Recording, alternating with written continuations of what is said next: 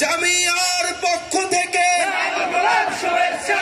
নারায়ে তাকবীর, নারায়ে তাকবীর, আল্লাহু আকবার, নারায়ে তাকবীর, আল্লাহু আকবার। মামুনুল হক সাহেবের আগমন, শুভেচ্ছায় স্বাগতম। মামুনুল হক সাহেবের আগমন, শুভেচ্ছায় স্বাগতম। ইবনে শাইখুল হাদিসের আগমন, শুভেচ্ছায় স্বাগতম। জামিয়া দয়ের পক্ষ থেকে লাল গোলাপ শুভেচ্ছা।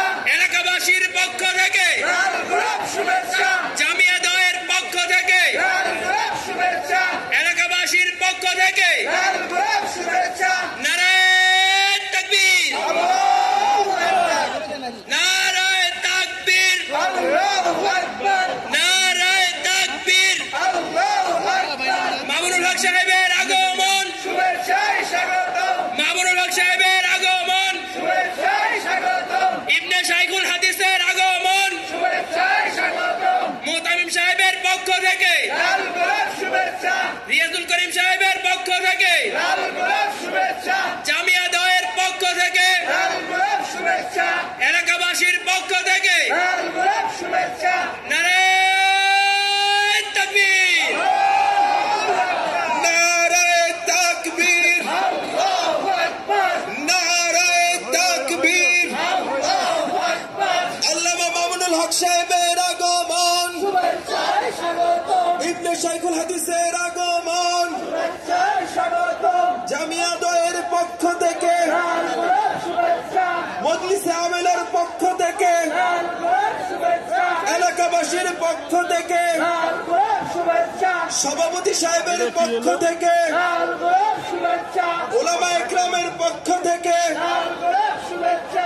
নারায়ে তাকবীর, নারায়ে তাকবীর, আল্লাহু আকবার। আল্লামা মামুনুল হক সাহেবের আগমন, শুভেচ্ছায় স্বাগতম। শাইখুল হাদিস ইবনে শাইখুল হাদিসের আগমন, শুভেচ্ছায় স্বাগতম।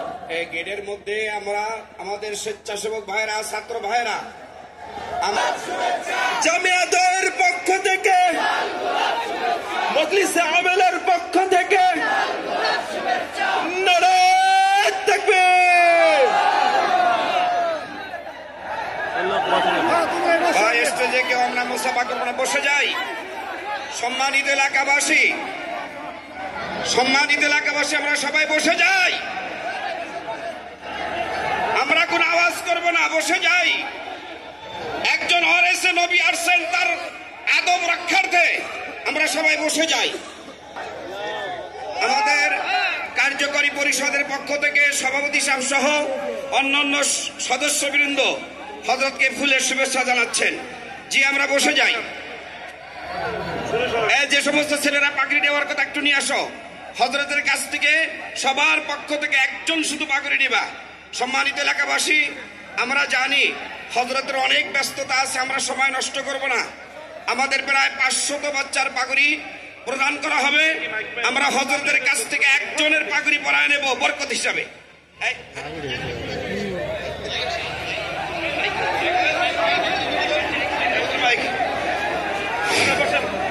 সম্মানিত এলাকাবাসী বসেন।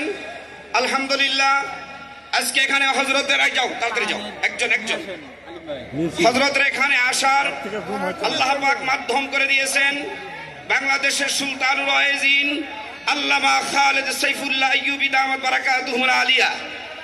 আমি হযরতের জ্ঞাতার্থে হযরত আমাদের প্রায় 500 বাচ্চা ফারেগিন ফুজালা, তাদের পাগড়ি প্রদান হবে। তাদের পক্ষ থেকে হাফেজ হযরত মাওলানা মুফতি জাহাঙ্গীর সাহেবকে, আমিরুল ইসলাম জাহাঙ্গীরকে হযরত পাগড়ি পরিধান করা দিয়েছে বলে আল্লাহু আকবার। যিনি আমাদের জামিয়া সুমাইয়ার সে জিম্মাদার। আমরা বসে যাই। সম্মানিত হাজিরিন, আমরা হযরতের সময় নষ্ট করব না।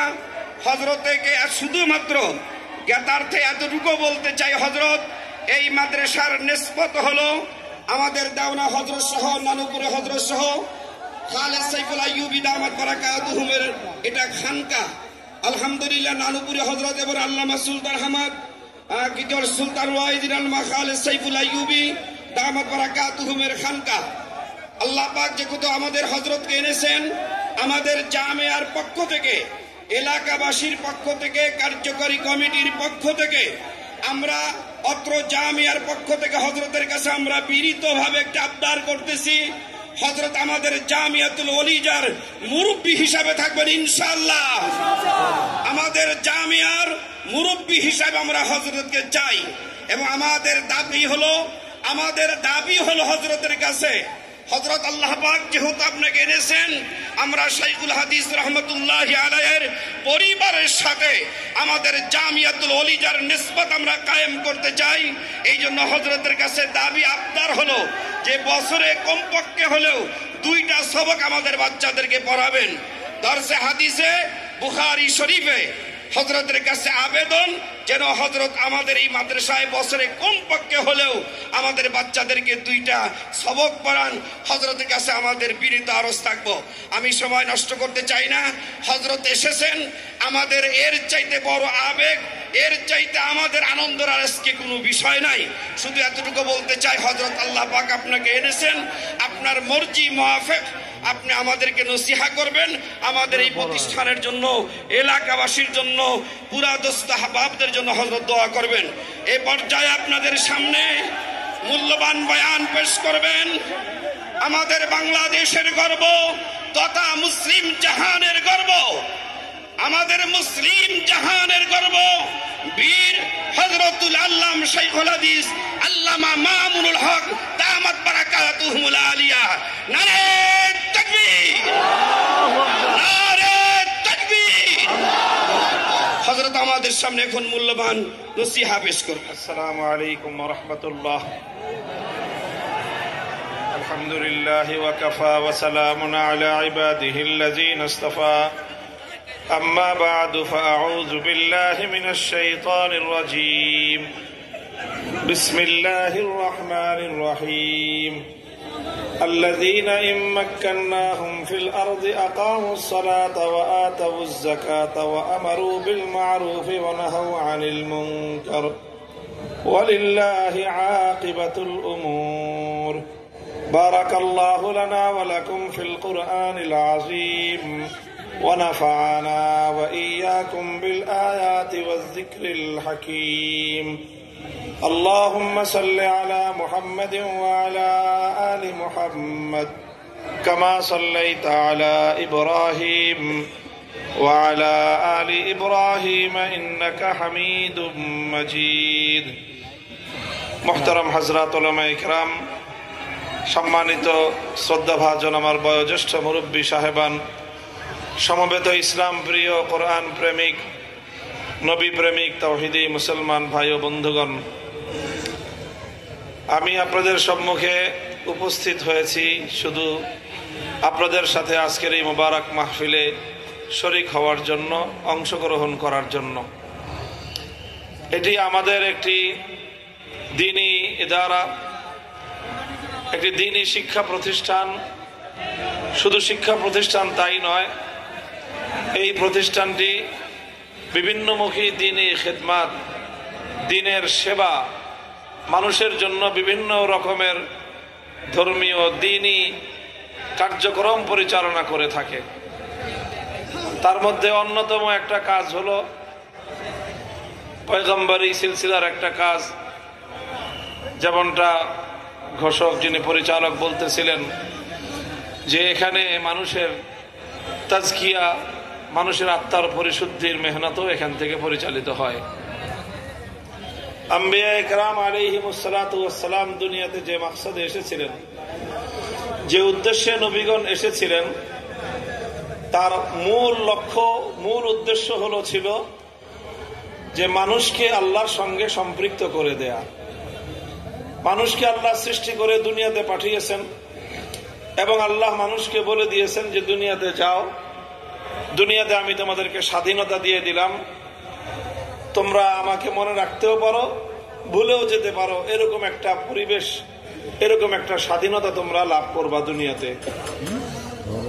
মানুষ যেন এই স্বাধীনতাটা পেয়ে আল্লাহকে ভুলে না যায়, কারণ আল্লাহকে ভুলে গেলে মানুষের জীবনের পতন অনিবার্য। তো মানুষ যেন এই পতনের অতল গহ্বরে নিপতিত না হয়, বরং মানুষ যেন আল্লাহকে স্মরণে রেখে তার চিরস্থায়ী পরকালের জীবনে আল্লাহর কাছে ফিরে গিয়ে সে যেন আবার পুরস্কৃত হতে পারে, এই মহান উদ্দেশ্যেই আল্লাহ পাক রব্বুল আলামিন আম্বিয়ায়ে কেরাম আলাইহিমুস সালাম নবীগণকে আল্লাহ পাঠিয়েছেন। এবং আমাদের সর্বশেষ নবী, আখেরি নবী হযরত মুহাম্মদুর রাসূলুল্লাহ সাল্লাল্লাহু আলাইহি ওয়াসাল্লামের যে আগমনের উদ্দেশ্য আল্লাহ পাক কোরআনে পাকের মধ্যে বর্ণনা করেছেন, তার মধ্যেও এই মৌলিক কথাটা আছে, হুয়াল্লাযী বা'আসা ফিল উম্মিয়্যিনা রাসূলাম মিনহুম ইয়াতলু আলাইহিম আয়াতিহি ওয়া ইউযাক্কিহিম ওয়া ইউআল্লিমুহুমুল কিতাবা ওয়াল হিকমাহ ওয়া ইন কানূ মিন ক্বাবলু লাফী দালালিম মুবিন। আল্লাহ পাক রব্বুল আলামিন কোরআনে পাকের দুই জায়গায়, সূরাতুল জুমার মধ্যে এবং সূরাতুল বাকারার মধ্যে, না সূরা আলে ইমরানের মধ্যে আল্লাহ পাক রব্বুল আলামিন কাছাকাছি একই শব্দে নবীর আগমনের উদ্দেশ্য বর্ণনা করেছেন এবং নবীর কাজ কি হবে, নবীওয়ালা কাজ, সেই নবীওয়ালা 4টা কাজের কথা আল্লাহ উল্লেখ করেছেন, একটার পরে একটা, একটার পরে একটা। কয়টা কাজ? এই সবগুলি কাজই হলো আল্লাহর কোরআনকে কেন্দ্র করে। সেন্টার পয়েন্ট হলো পবিত্র কোরআন। সেন্টার পয়েন্ট কি? আগের দিনে গ্রাম দেশে গরু দিয়ে ধান মলাই করতো না? দেখছেন আপনারা? শহরের মানুষরা দেখে না, গ্রামের মানুষ আগে দেখতো, এখন তো তাও দেখে না। আমাদের গ্রামের, আমার নানার বাড়ি গ্রামে ছিল, আমরা আগে দেখেছি মাঝখানে একটা খুঁটি থাকে, ওই খুঁটির সাথে গরুর রশি বাঁধা থাকে, একটার গরুর সাথে আরেকটা, আরেকটার সাথে আরেকটা, 3টা 4টা 5টা গরু এভাবে বাঁধা হয়। এরপরে গরুগুলো ঘুরতে থাকে আর গরুর পায়ের নিচে ধান মলাই হতে থাকে। তো গরু যতই ঘুরুক, কিন্তু সেন্টার পয়েন্ট কয়টা? ঠিক এরকম ভাবে রাসূল আকরাম সাল্লাল্লাহু আলাইহি ওয়াসাল্লামকে আল্লাহ পাক 4টা কাজ দিয়ে দুনিয়াতে পাঠিয়েছেন। কয় কাজ? কাজ 4টা হতে পারে, কিন্তু সেন্টার পয়েন্ট কয়টা? সেটা হলো আল কোরআন। সেন্টার পয়েন্ট কি? কোরআনে পাক। কোরআনকে কেন্দ্র করে 4টা দায়িত্ব আল্লাহর নবীকে আল্লাহ দিয়েছেন। 1 নম্বর দায়িত্ব হলো ইয়াতলু আলাইহিম আয়াতিহি। 1 নম্বর কাজ হলো যে তিনি মানুষকে কোরআনে পাকের তেলাওয়াত শোনাবেন। শুধু তেলাওয়াত শোনাবেন। কোরআনে পাকের তেলাওয়াত এটা এমন একটা প্রভাবক জিনিস যে এই তেলাওয়াত যখন কোনো মানুষের হৃদয়ে আঘাত করে, কোনো মানুষের কর্ণকুহরে যদি কোরআনের তেলাওয়াত পৌঁছে যায়, তো এই কোরআন মানুষের হৃদয়ের বদ্ধ দুয়ারগুলো খুলে দিতে পারে। এই জন্য কোরআন তেলাওয়াত শেখা, কোরআন তেলাওয়াত শেখানো, সমাজের মধ্যে কোরআনের তেলাওয়াতকে জারি রাখা, এটা হলো নবুয়তের প্রথম কর্মসূচি। আলহামদুলিল্লাহ মাদ্রাসাগুলো সেই কাজ করে। আমরা বাচ্চাদেরকে কোরআন শিখায় ছেড়ে দেই, এই বাচ্চা ঘরে যায় আর বাজারে যায়, যেখানেই যায়, সারা জীবন সে মানুষকে কোরআনের বিশুদ্ধ তেলাওয়াত শোনায় এবং শেখায়। এটা 1 নম্বর কাজ, ইয়াতলু আলাইহিম আয়াতিহি। কোরআনের আয়াতগুলোর তেলাওয়াত শেখানো, তেলাওয়াত শোনানো। 2 নম্বর কাজ হলো ওয়া ইউআল্লিমুহুমুল কিতাবা ওয়াল হিকমাহ। 2 নম্বর কাজ হলো এই কোরআনকে নিয়েই, যেই কোরআনের তেলাওয়াত শিখলো, শেখালো, এটা হলো প্রথম কাজ। 2 নম্বর কাজ হলো যা তেলাওয়াত করলো তার অর্থ বোঝানো। যেটা তেলাওয়াত করলো সেটা অর্থ বুঝাইলো, অর্থ শিখাইলো। কি বললেন আল্লাহ পাক সেটা মানুষকে বোঝানো। এটা শিখানোর জন্য, এটা বোঝানোর জন্য পবিত্র কোরআনে পাক বুঝতে হয়, কোরআনের জ্ঞান অর্জন করতে হয়, কোরআনের তাফসীর শিখতে হয়, কোরআনের ইলম শিখতে হয়। আমাদের মাদ্রাসাগুলোতে 10 বছর আমরা এই কাজটাই করি। 5 বছর কোরআনের তেলাওয়াত শিখাই, 10 বছর কোরআনের ইলম শিখাই। কয় বছর গেল? 15 বছর। 3 নম্বর কাজ হলো ওয়া ইউআল্লিমুহুমুল কিতাবা ওয়াল হিকমাহ। তালিমে হিকমত, হিকমত শিখায়। নবীদের কাজ হলো, নবীরা কি করেন?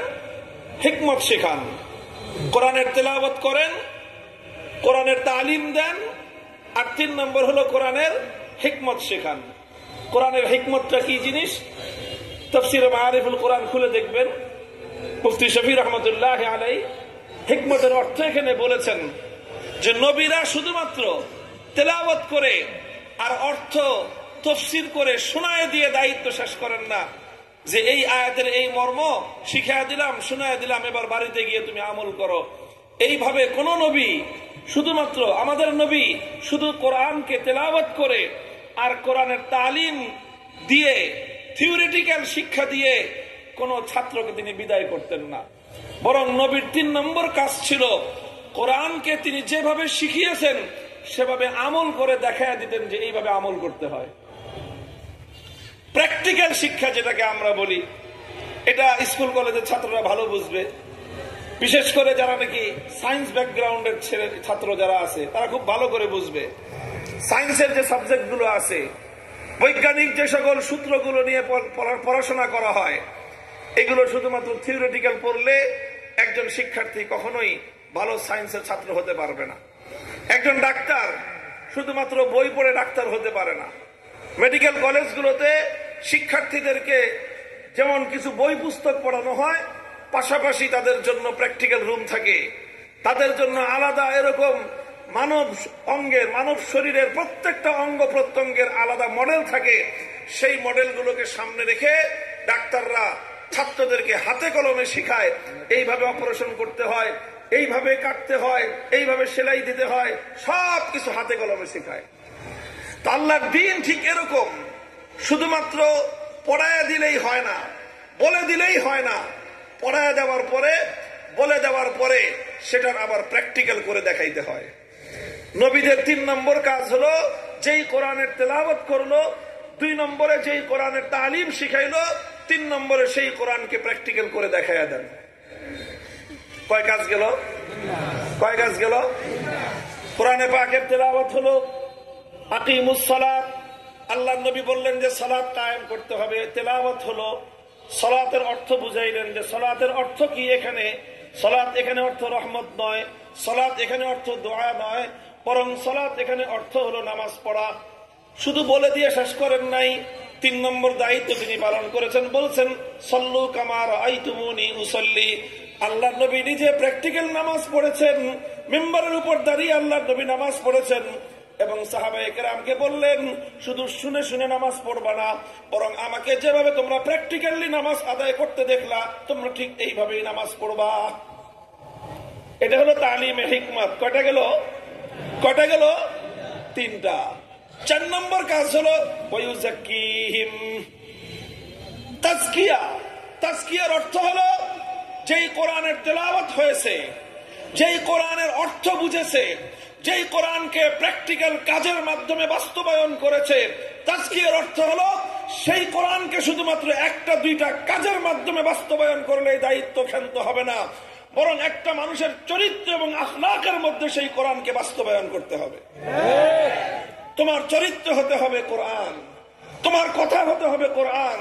তুমি যখন কথা বলবা তোমার কথার মধ্যে কোরআন থাকতে হবে, তুমি যখন কাজ করবা তোমার কাজের মধ্যে কোরআন থাকতে হবে, তুমি যখন মানুষের সাথে আচরণ করবা তোমার আচরণের দ্বারা কোরআন বহিঃপ্রকাশ ঘটতে হবে, তুমি যখন মানুষকে কথা বলবা তোমার কথার মধ্যে কোরআন থাকতে হবে, তুমি যা করবা প্রত্যেকটা কাজ তোমার কোরআনের দ্বারা তোমার আখলাক আর তোমার চরিত্র বনতে হবে। এটার নাম হলো তাজকিয়া। তাহলে সবগুলোই কোরআনকে কেন্দ্র করে, কোরআনের তেলাওয়াত, কোরআনের তালিম, কোরআনকে বাস্তবায়ন করা, আর সর্বশেষ হলো শুধুমাত্র বাস্তবায়ন নয় বরং কোরআনে পাককে আখলাকে পরিণত করা, কোরআনকে চরিত্রে পরিণত করা, অভ্যাসে পরিণত করা। আল্লাহর নবী সম্পর্কে এজন্যই বলা হয়েছে কানা খুলুকুহু আল কোরআন, কানা খুলুকুহু আল কোরআন। এটা হলো তাজকিয়া, আসল তাজকিয়া এইটা, যে আমার অভ্যাস হবে কোরআন, কোরআন যেটা বলবে সেটাই আমার অভ্যাস, কোরআন যেটা বলবে সেটাই আমার চরিত্র। আমি দ্বীনের দুশমনের সঙ্গে আমার আচরণ কেমন হবে, কোরআন যেটা বলবে সেটাই হবে আমার দুশমনের সঙ্গে চরিত্র। আল্লাহর দ্বীনের দুশমন যে তার সঙ্গে আমার কি চরিত্র হবে, আল্লাহর যে দোস্ত তার সঙ্গে আমার কি আচরণ হবে, কোরআন যা বলবে সেটাই হবে আমার আচরণ। আশিদ্দাউ আলাল কুফফারি রুহামাউ বাইনাহুম, তুমি যদি আমার দ্বীনের বিপক্ষে দাঁড়িয়ে যাও, তুমি যে হও না কেন, আমার চেয়ে তোমার বড় দুশমন কেউ নাই। তুমি দ্বীনের পক্ষে হও, আল্লাহর পক্ষে হও, ব্যক্তিগত রেষারেষি থাকতে পারে, দ্বীনের প্রশ্নে তোমার চেয়ে আমার চেয়ে তোমার বড় বন্ধু কেউ নাই। এটাই হলো ইসলামের সূত্র। কথা বুঝে আসছে আপনাদের? মনে থাকবে কথা? আল্লাহ পাক বুঝার তৌফিক দান করেন। এই মাদ্রাসাটা যেভাবে তারা কথা বললেন যে তারা তাজকিয়ার কাজও করেন, তাজকিয়ার কাজের অর্থ শুধুমাত্র একটা আক্ষরিক অর্থে খানকা বানানো নয়। তাজকিয়ার অর্থ হলো যে প্রতিটা ছাত্রকে, প্রতিজন শিক্ষার্থীকে এবং প্রতিজন মুসলিমকে, অন্তত যারা আপনাদের কাছে আসবে, তাদের চরিত্র যেন কোরআন অনুযায়ী গঠিত হয় সেই চেষ্টা করা। মুহতারাম হাজিরিন, এই কোরআনী চরিত্র বাস্তবায়ন করতে গিয়ে, এই কোরআনের এক একটা বিধানকে আল্লাহর জমিনে বাস্তবায়ন করতে গিয়ে অনেক বন্ধুদেরকে শত্রুতে পরিণত করতে হয়। আমরা তখন দুইবার ভাববো না যে অমুকে তো আমার সাথে তার খাতির ছিল, অমুকের সঙ্গে তো আমার আত্মীয়তার সম্পর্ক ছিল, অমুকে তো আমার বন্ধু ছিল, অমুকের সাথে তো আমার ব্যবসা বাণিজ্যের সম্পর্ক আছে, অমুকের সাথে তো আমার অর্থনৈতিক স্বার্থ জড়িত আছে। আল্লাহর কসম খেয়ে বলি, তুমি যখন আল্লাহর জন্য, আল্লাহর দ্বীনের জন্য দুনিয়ার সমস্ত সম্পর্ক ছিন্ন করতে পারবা, তখনই তুমি ঈমানদার। এই জন্য দেখবেন আমাদের কথা কিন্তু পরিষ্কার, সবার সাথেই পরিষ্কার। আমরা কারো চেহারা দেখে সম্পর্ক করি না, কারো চেহারা দেখে সম্পর্ক ভাঙ্গিও না। তোমরা যারা কোরআনের বিপক্ষে দাঁড়াবা, তোমরা আমাদের জানের দুশমন। হতে পারো তুমি আমার এক মায়ের পেটের ভাই, হতে পারো তুমি আমার খালাতো ভাই, মামাতো ভাই। পরিষ্কার কথা। এই আওয়ামী লীগের লোকেরাও শুনে রাখেন, আপনাদের সঙ্গে আমাদের আর কোনো বিরোধ নাই। বিরোধ একটাই, সেটা হলো আপনাদের নেতারা, নেত্রীরা, আলেম ওলামাদেরকে নির্বিঘ্নে আল্লাহর কোরআনের কথা বলতে দিত না। আল্লাহর কোরআনের কথা আমাদের কাছ থেকে তারা শুনতে বরদাস্ত করত না। আমাদেরকে মারো, আমাদেরকে আঘাত করো, আমরা তেমন কিছু বলবো না, কিন্তু যখনই আল্লাহর কোরআনের কথা বলতে বাধা দিবা, তোমাদের সঙ্গে যুদ্ধ হবে।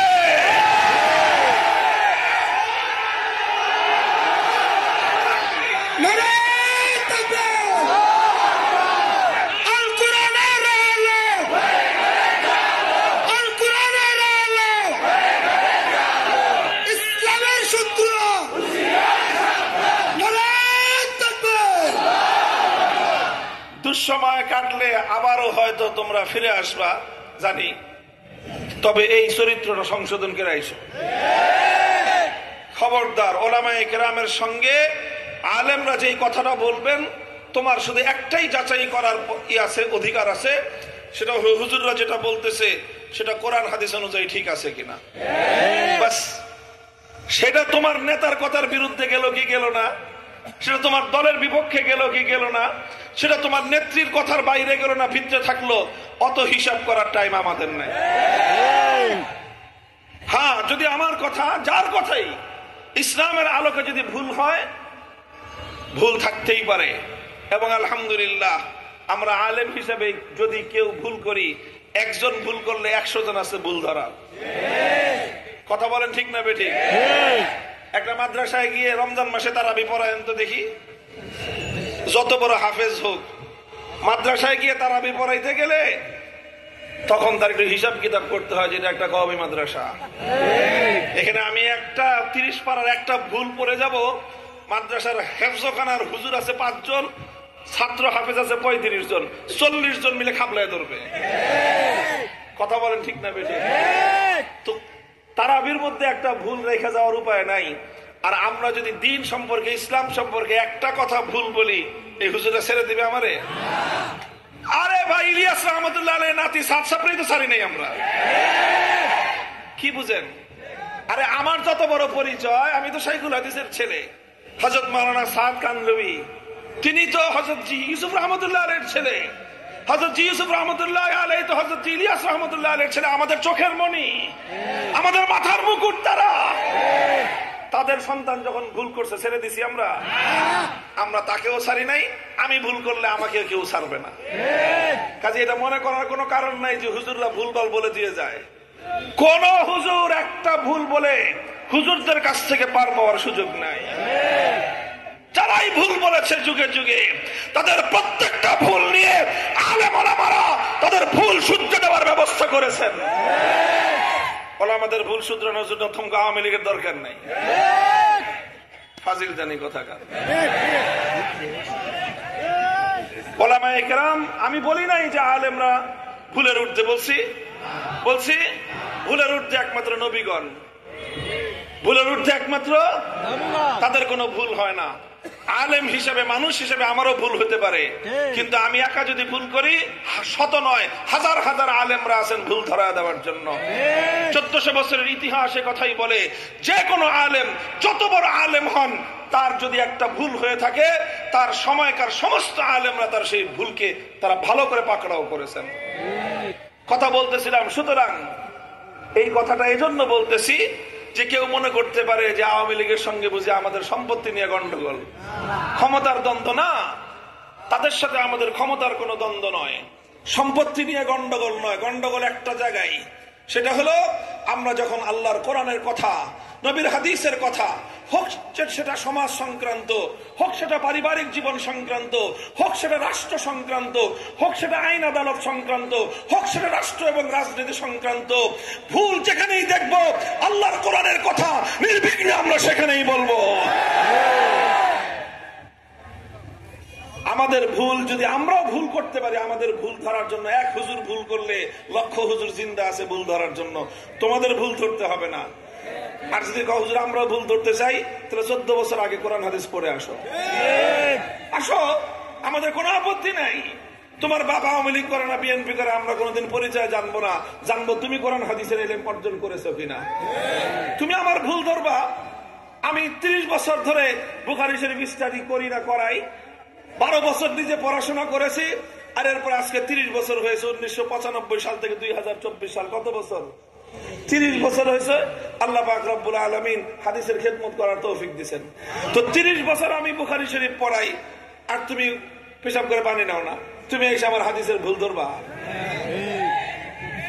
আল্লাহ পাক বুঝবার তৌফিক দান করেন। বুঝেন না? এই কথা শুধু আওয়ামী লীগের জন্য না, সবার জন্য একই কথা। বিএনপি আলাদা যদি মনে করেন যে হুজুর খালি আওয়ামী লীগের বিরুদ্ধে, আমরা আওয়ামী লীগের বিরুদ্ধেও না, বিএনপির পক্ষেও না। যদি আল্লাহর কোরআনের পক্ষে যদি কেউ থাকে, আমরা তার পক্ষে।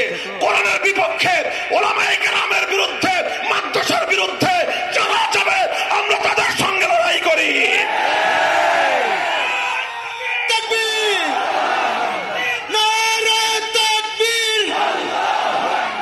ইসলামের শত্রুরা হুঁশিয়ার সাবধান, সাবিলুনা সাবিলুনা, আল জিহাদ আল জিহাদ, তাকবীর। দ্বীনি শিক্ষা প্রতিষ্ঠান, মাদারেসে কওমিয়া, ধর্মীয় যে কোনো কাজ, ইসলামী যে কোনো কাজ, এটা আলেম ওলামাদের তত্ত্বাবধানে চলবে। আমি বলে তবলিগ করি না, এই জন্য তবলিগে আমার কথা চলবে না। এটাই হলো জাহিলিয়াতের কথা, মূর্খতার কথা। তুমি বলো তবলিগ ইসলামের কাজ কিনা। যদি তবলিগ ইসলামের কাজ হয়, তাহলে এটা আলেম ওলামারাই কথা বলবে এখানে। কাজেই ঠিক এরকম মাদ্রাসা ইসলামের কাজ কিনা বলেন। এখানে মাতব্বরি, এখানে নেতৃত্ব ওলামায়ে কেরামের চলবে। বলবেন হুজুর নেতারা কি করবে? নেতারা সবচেয়ে বেশি সর্বাধিক যেটা করতে পারে সহযোগিতা করবে। যে কোনো সহযোগিতা করতে পারেন। আসেন উদারভাবে, টাকা পয়সা দিতে চান, মাদ্রাসা আসবেন, টাকা দিবেন, রসিদ কাটবেন, চলে যাবেন ভালো মতো, ভদ্র মানুষের মতো। হ্যাঁ, আপনাকে যদি কমিটিতে রাখে, ভদ্র মানুষের মতো কমিটিতে আসবেন, হুজুরদের সামনে হাঁটু নামায় বসবেন, আলেম ওলামাদের সামনে হাঁটুতে নামায় বসবেন। মাহফিলে দাওয়াত দিছে, আসবেন, আদবের সাথে মাটিতে বসবেন, চেয়ারে বসার জন্য লাফালাফি করবেন না। সব রাজনৈতিক নেতাদের জন্য এই কথা পয়গাম আমাদের পরিষ্কার। আসবেন, ওলামায়ে কেরাম যদি রাজনৈতিক নেতা হিসেবে আপনাকে দাওয়াত দেয়, আসবেন, আদবের সাথে বসবেন, নিচে বসার চেষ্টা করবেন। হুজুরা যদি হাতে ধরে মঞ্চে আনে মঞ্চে উঠবেন। মঞ্চে উঠার পরে যদি একটা চেয়ার দেয় আলহামদুলিল্লাহ বলে চেয়ারে বসবেন। যতক্ষণ বসতে দেয় ততক্ষণ বসবেন। মাইকে কথা বলার জন্য তাড়াহুড়া করবেন না, মাইকে কথা বলার জন্য উসপিস করবেন না। যদি 2 মিনিট সময় দেয় 2 মিনিট হুজুরের এবং আল্লাহর দিনে আল্লাহর শুকরিয়া আদায় করে ভদ্র মানুষের মধ্যে চলে যাবেন।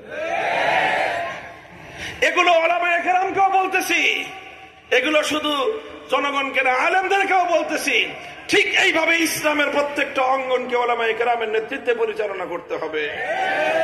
আলেম ওলামাদের কাজের মধ্যে অন্যরা অংশগ্রহণ করবে সহযোগী ভূমিকায়।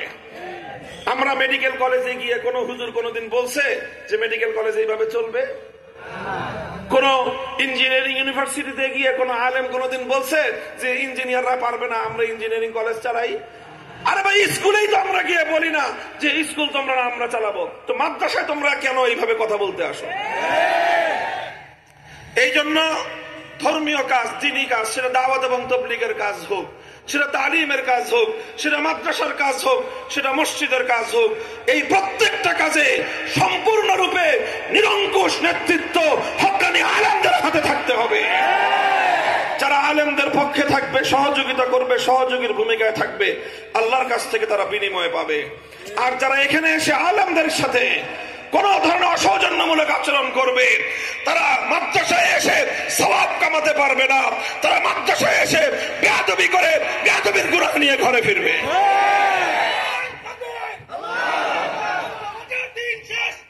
মুহতারাম হাজিরিন, এই জামিয়াতুল ওয়ালিজ আল ইসলামিয়া আলহামদুলিল্লাহ, এই মাদ্রাসাটি বাংলাদেশের শীর্ষস্থানীয় উলামায়ে কেরামের তত্ত্বাবধানে পরিচালিত একটি মাদ্রাসা।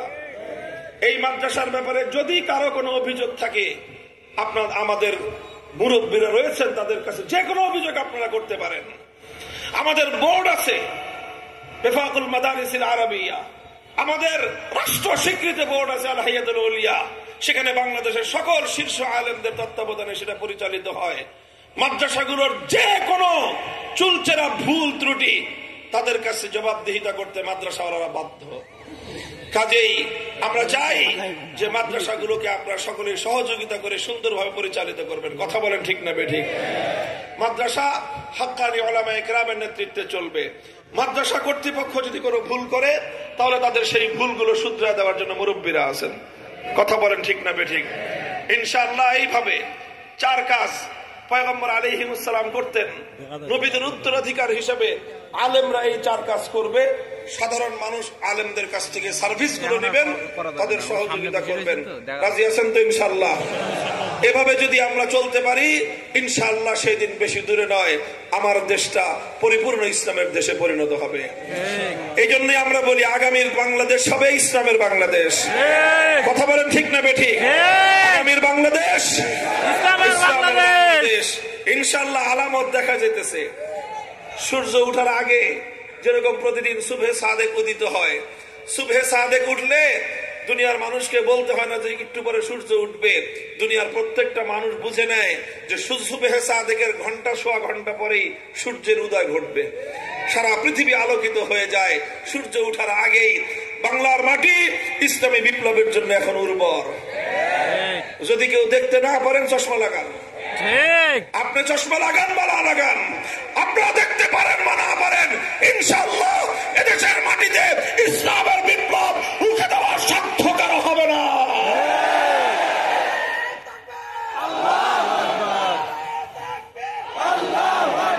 আল্লাহ পাক রব্বুল আলামিন আমাদের সকলকে তৌফিক দান করেন। আমরা যেন আমরণ আল্লাহর দ্বীনের সাথে, আল্লাহর দ্বীনের কাজে, আল্লাহর সন্তুষ্টির মধ্যে আমরা কাজ করতে পারি। আমি আপনাদের জন্য কাছে সেই দোয়া চাই, আপনাদের সকলের জন্য সেই দোয়া করি। আমার জন্য দোয়া করবেন। আমার খুবই তাড়াহুড়া, মেহেরবানি করে আমাকে এখানে যাওয়ার পথে 1 মিনিটও আপনারা আমার সময় নষ্ট করবেন না। আপনাদের কাছে খুবই আন্তরিকভাবে আমি আপনাদের জন্য দোয়া করতেছি, আপনাদের কাছেও দোয়া চাইতেছি। আসসালামু আলাইকুম।